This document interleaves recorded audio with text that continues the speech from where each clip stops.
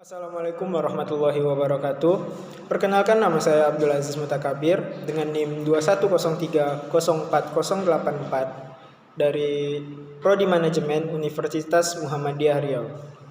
Baiklah, pada kesempatan kali ini saya akan menjelaskan materi tentang haki atau hak kekayaan intelektual sebagai pemenuhan tugas UTS hukum bisnis. Baiklah, yang pertama yaitu apa itu haki. Hak kekayaan intelektual atau yang biasa disebut haki adalah hak yang didapatkan dari hasil olah pikir manusia untuk dapat menghasilkan suatu produk, jasa, atau proses yang berguna untuk masyarakat.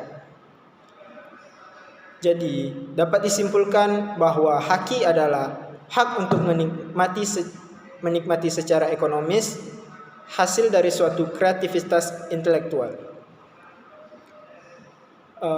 Yang kedua, fungsi dan tujuan haki. Yang pertama yaitu sebagai perlindungan hukum terhadap pencipta yang dipunyai perorangan ataupun kelompok atas jerih payahnya dalam pembuatan hasil cipta karya dengan nilai ekonomis yang terkandung di dalamnya. Yang kedua, mengantisipasi adanya pelanggaran hak atas haki milik orang lain. Yang ketiga, meningkatkan kompetisi khususnya dalam hal komersialisasi kekayaan intelektual, karena dengan adanya haki akan mendorong para pencipta untuk terus berkarya dan berinovasi dan bisa mendapatkan apresiasi dari masyarakat. Yang keempat, dapat dijadikan bahan pertimbangan untuk menentukan strategi penelitian industri yang ada di Indonesia. Selanjutnya, ruang lingkup tentang haki. Perlindungan terhadap hak cipta mempunyai dua ruang lingkup yang berbeda. Di antaranya yang pertama, hak ekonomi.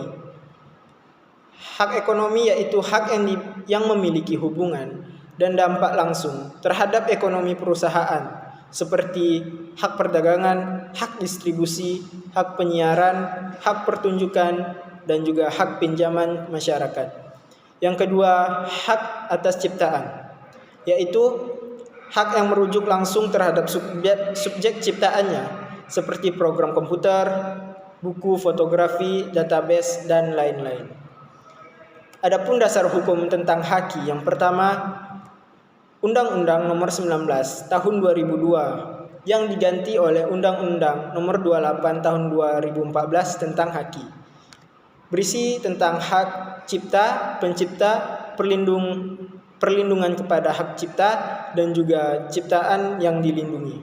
Yang kedua, ada Undang-Undang Nomor 4 Tahun 2001 tentang paten yang berisi tentang investor dan juga pemegang hak paten. Yang ketiga, ada Undang-Undang Nomor 15 Tahun 2001 tentang merek yang berisikan tentang merek dagang, merek jasa, merek kolektif, dan jangka waktu perlindungan terhadap merek. Dan yang keempat, ada Undang-Undang Nomor 31 Tahun 2000 tentang desain industri yang berisikan tentang desain industri dan jangka waktu perlindungannya. Yang kelima, Undang-Undang 32 Tahun 2000 tentang desain tata letak sirkuit terpadu yang berisi tentang desain tata letak dan juga sirkuit terpadu. Dan yang terakhir, Undang-Undang Nomor 30 Tahun 2000 tentang rahasia dagang yang berisikan tentang rahasia dagang, lingkup rahasia dagang, dan juga perlindungan terhadap rahasia dagang. Prinsip haki. Haki memiliki 4 prinsip yang diterapkan sejak awal. Yang pertama itu ada prinsip ekonomi yang memiliki manfaat serta nilai ekonomi yang dapat memberikan keuntungan terhadap pemilik hak cipta. Yang kedua ada prinsip kebudayaan, yaitu haki meningkatkan pengembangan kebudayaan baik dari ilmu pengetahuan maupun aspek lainnya dan meningkatkan taraf kehidupan bagi masyarakat. Yang ketiga ada prinsip keadilan, dan yang keempat ada prinsip sosial. Adapun jenis-jenis haki, yang pertama ada hak cipta. Hak cipta diberikan khusus kepada para pencipta mereka yang memiliki hak eksklusif untuk dapat mengumumkan atau memperbanyak hasil ciptaannya. Hak cipta yang dimaksud adalah dalam ruang lingkup bidang ilmu pengetahuan, kesenian, dan kesastraan. Yang kedua ada hak kekayaan industri. Hak kekayaan industri adalah hak yang melindungi suatu perusahaan dari berbagai macam plagiarisme dan juga untuk mengatur segala sesuatu dalam lingkungan industri.